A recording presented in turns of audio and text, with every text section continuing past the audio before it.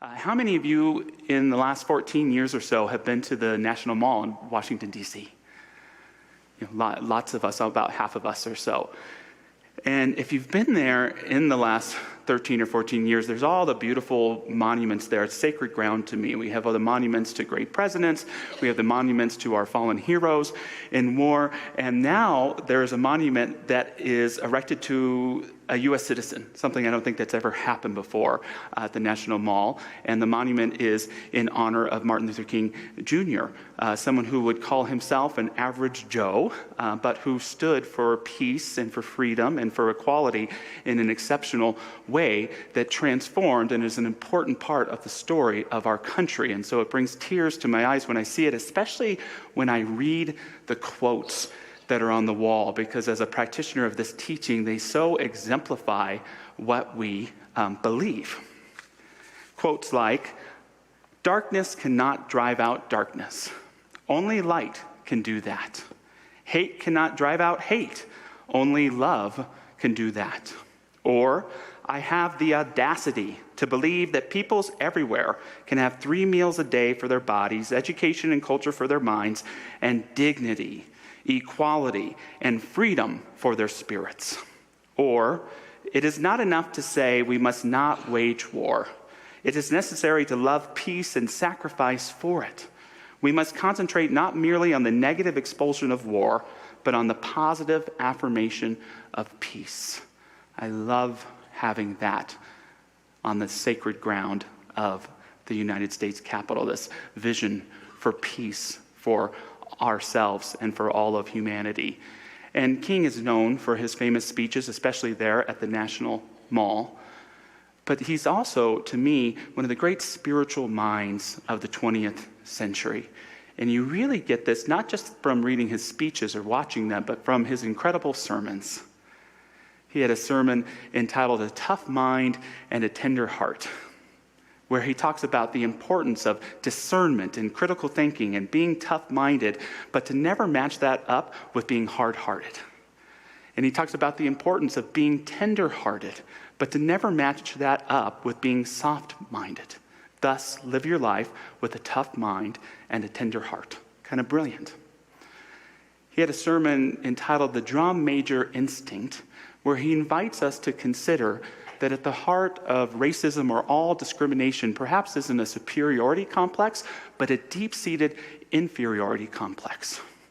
And that each of us has the opportunity to look in our own consciousness and to do the work of dispelling any part of ourselves that would push someone down in order to lift ourselves up.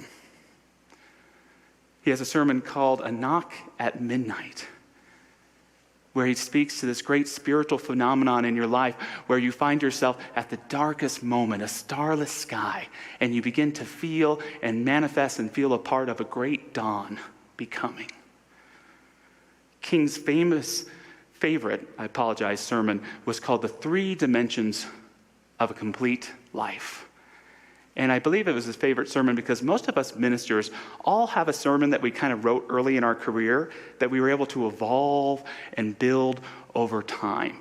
And I think for King, as the civil rights movement got going, the sermon got deeper and deeper and more profound. And the first dimension of a complete life that he talks about is the length of life, which he defines as rational self-interest and self-love, just like Dr. Michelle was talking to us about last week, the importance of self-love. And so I'd ask you, how are you at loving yourself?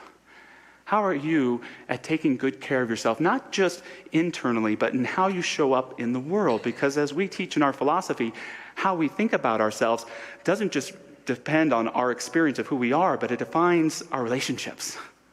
It defines our work. It defines how we show up and experience our world. I love what the author Jack Foster said. He said, "What you think about yourself is the single most important factor in your success." Think about that for a second. What you think about yourself is the single most important factor in your success. Your personality, your actions, how you get along with others, how you perform at work, your feelings, your beliefs, your dedication, your aspirations, even your talents and abilities are affected, no, controlled by your self-image. You act like the kind of person you imagine yourself to be, It's as simple as that. Self-image determines what you are and how you perform, not effort or will, self-image. So pay attention to how you see yourself and how that influences how you let other people see you. It's one thing to love yourself. It's another thing to love yourself openly and in public. It's one thing to know deep down that you're a beautiful expression of God. It's another thing to practice your beauty.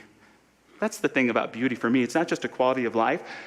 Properly understood, it's a spiritual practice.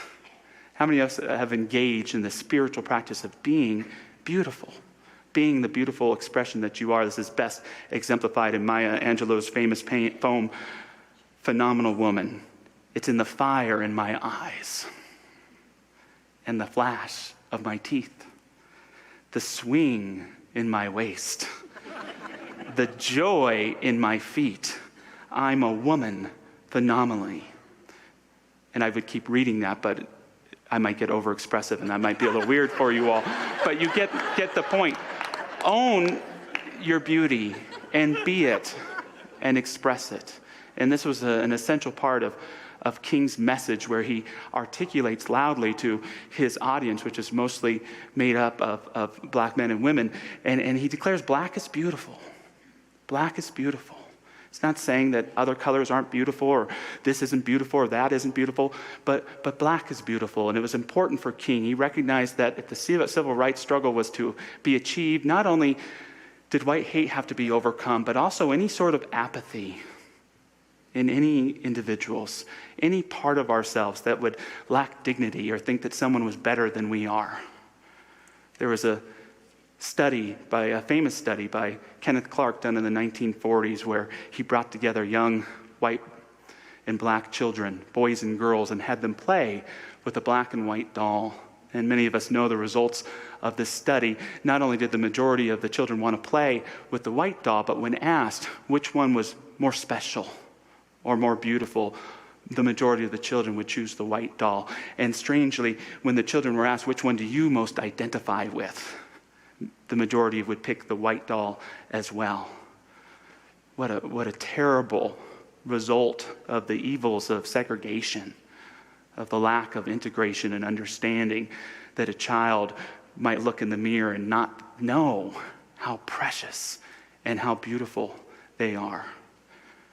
And so at the heart of King's message is that for all of us, to recognize that we're all different and unique from one another, but to be the best of who we are. He say that in this world there are Fords and there are Cadillacs. Not everyone can be a Cadillac. Sometimes you've got to be a Ford, but recognize there are things that a Ford can do that a Cadillac could never do. He would say that if it's your lot in life to sweep streets like Michelangelo painted pictures, that if it's your lot in life to shine shoes, may your tombstone read, "Here lies a great person who shined shoes well." And he would quote the famous poem from Douglas Mallock.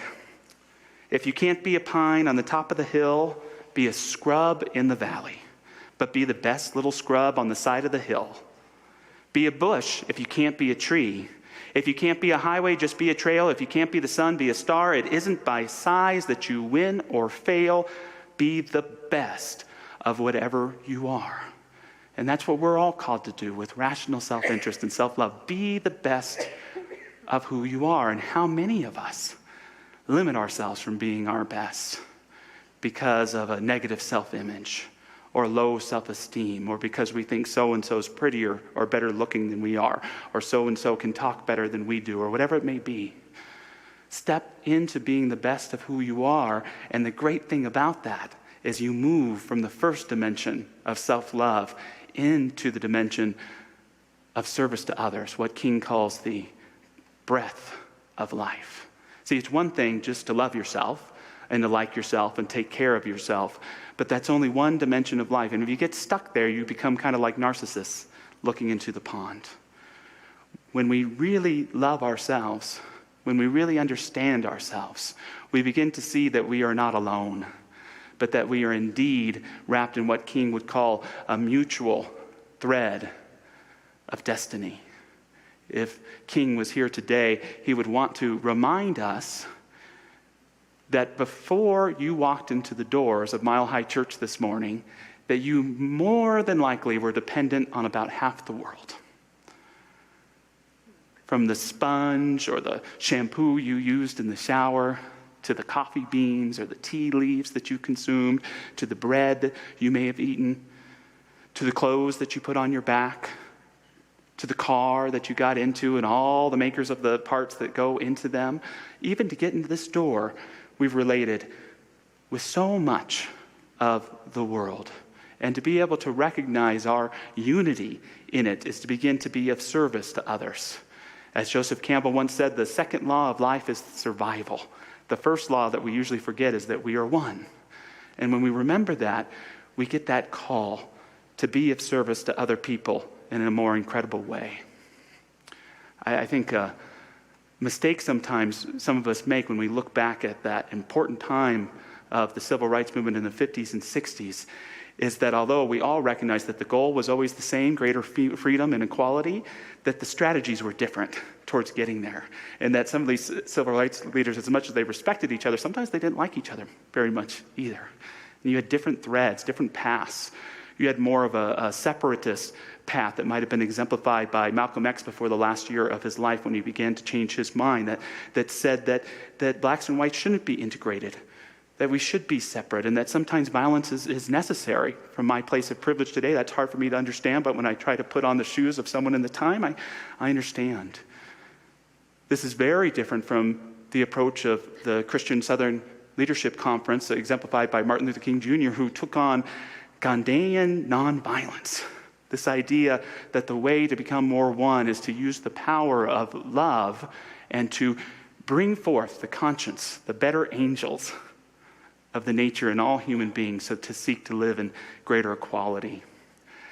If you were protesting for civil rights in Birmingham in the 1960s, you might have signed the following pledge. We have a screenshot of it. It's hard to see, but I'll read it. And I just think about how powerful and yet how challenging this is. And I think of young people signing up for this. 1, meditate daily on the teachings and life of Jesus. 2, remember always that the nonviolent movement in Birmingham seeks justice and reconciliation, not victory. Isn't that powerful? Walk and talk in the manner of love, for God is love. Pray daily to be used by God in order that all men might be free. Sacrifice personal wishes in order that all men might be free.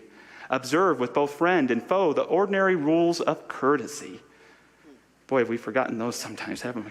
Seek to perform regular service for others and for the world.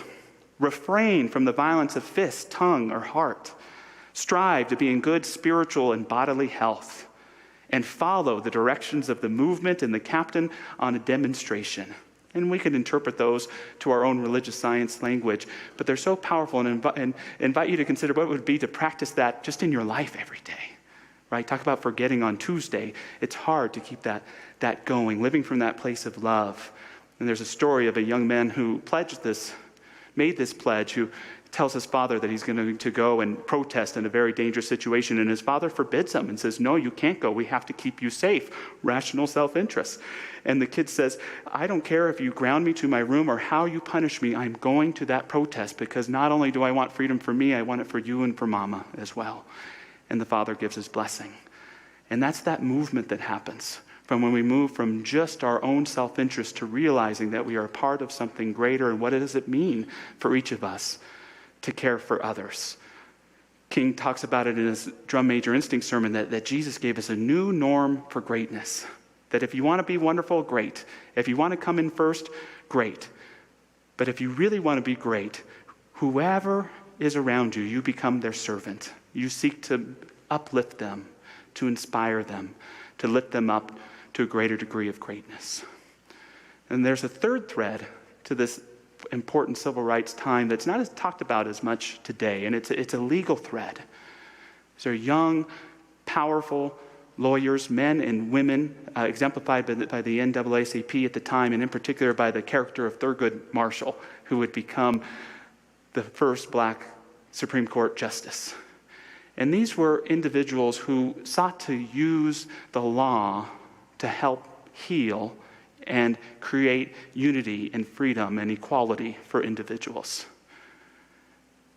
No matter what thread you most associate or enjoy, I can't help but think what great patriots these young men and women were, because they took a constitution that they saw as hurting them, as belittling them, in some cases murdering them and people that looked like them, and yet they saw in this very constitution the very key to bring about freedom, this kind of divine contradiction. And Marshall studied all the constitutions of the world looking for a better one. He even later in his life would help write the Constitution of Kenya. And he found in that U.S. Constitution that if applied correctly and rightly in all areas, that it could lead to a greater sense of unity. And he believed wholeheartedly that the way to bring about equality was integration. And he would meet clients, and he would build them up, and ultimately he found the clients that would become and create the case of Brown versus the Board of Education. And in this, you have to show harm. And he would take that study that I was talking about earlier from Clark to show the impact that segregation was having on all citizens, but especially the black citizens.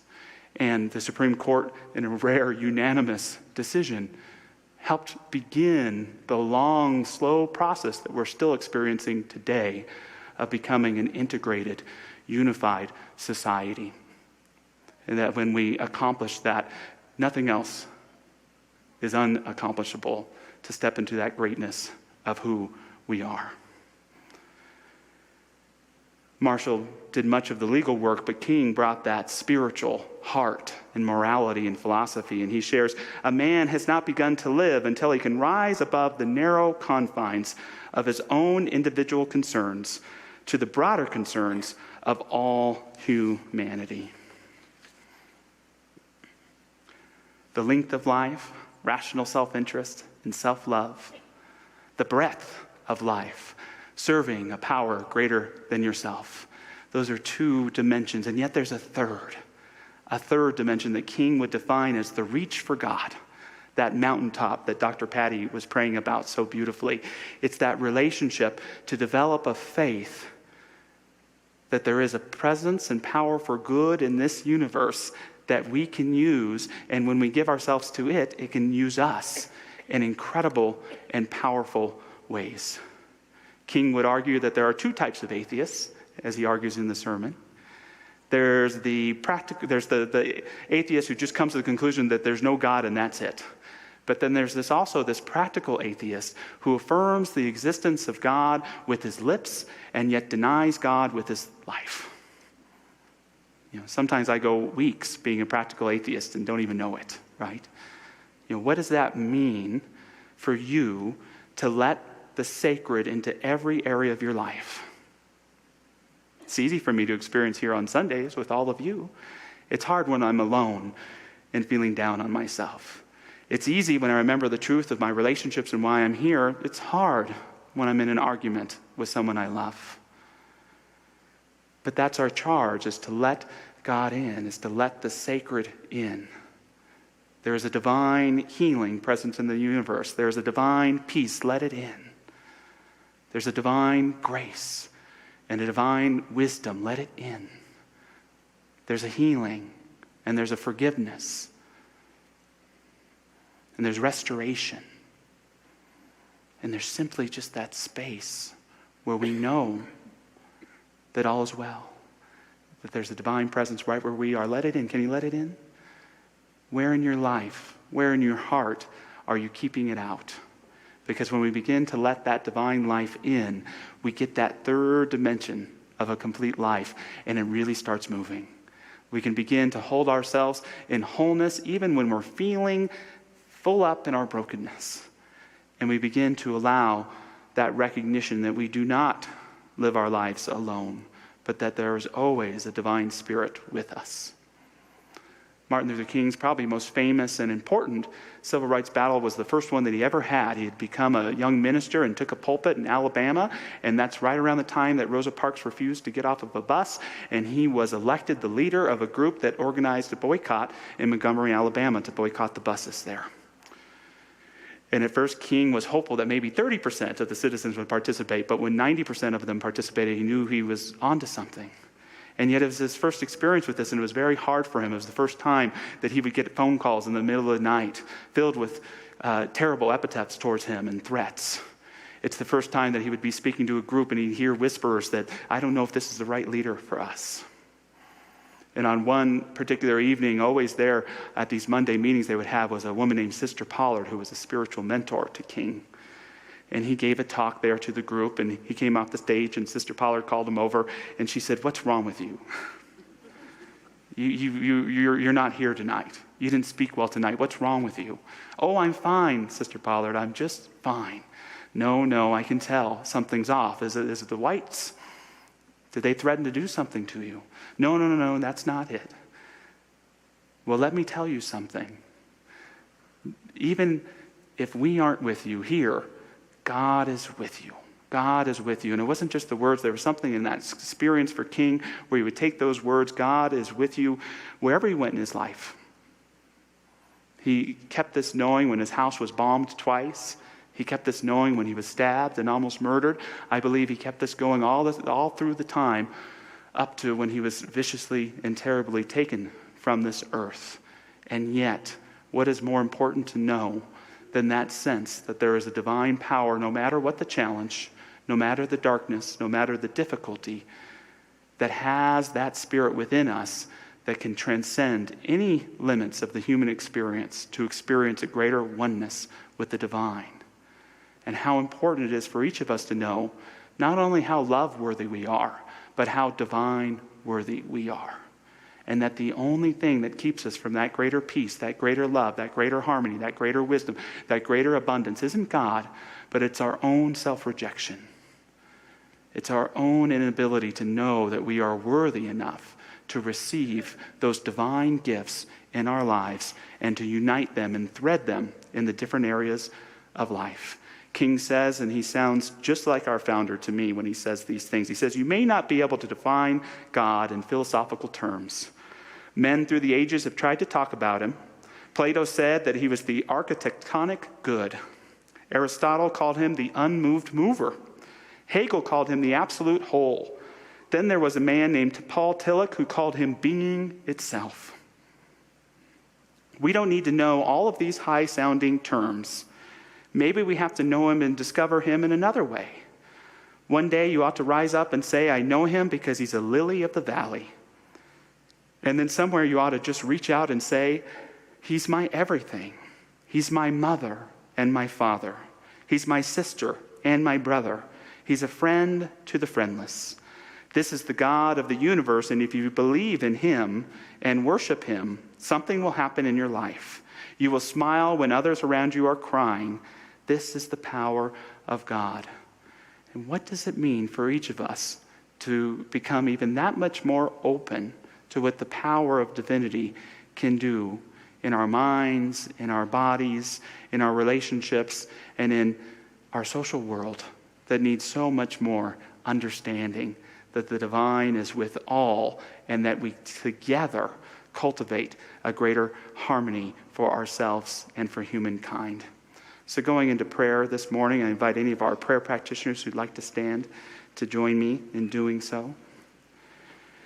As we move into this time of prayer, perhaps we can check in on where we are in relationship with the three dimensions of a complete life.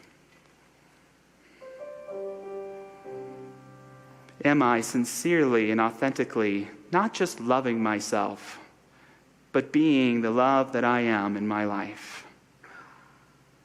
Am I treating myself with compassion? And am I caring with respect for the beautiful body vessel that I've been given? Am I open to receiving the good that the universe has in mind for me by not rejecting it, but by accepting it as the very birthright of my soul and my spirit? And taking all this good and this love, am I willing to recognize that I have gifts to share? That as Alan Watts once described, I have a kind of vitamin C for the world. Something to give just through my presence.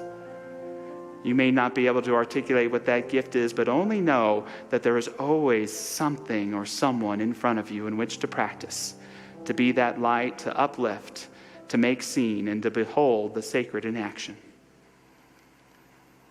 And can I commit to improving my relationship with the sacred, whatever name I choose to use for it? It is infinite love. It is infinite life. It is the infinite breaking through of any limited thinking to remind me, to remind us that divine truth is not something fixed in stone, but is ever fluid and creative, that first cause of spirit ready to manifest and make a demonstration in our lives today that can bring incredible healing, a greater degree of depth and meaning, and a solid joy that carries us through whatever days may be ahead. Giving thanks for the three dimensions of a complete life, may we allow themselves to be born in the seabed of our hearts and to grow and to flower in incredible ways. We give thanks to that divine presence and how it shows up every day. And so it is.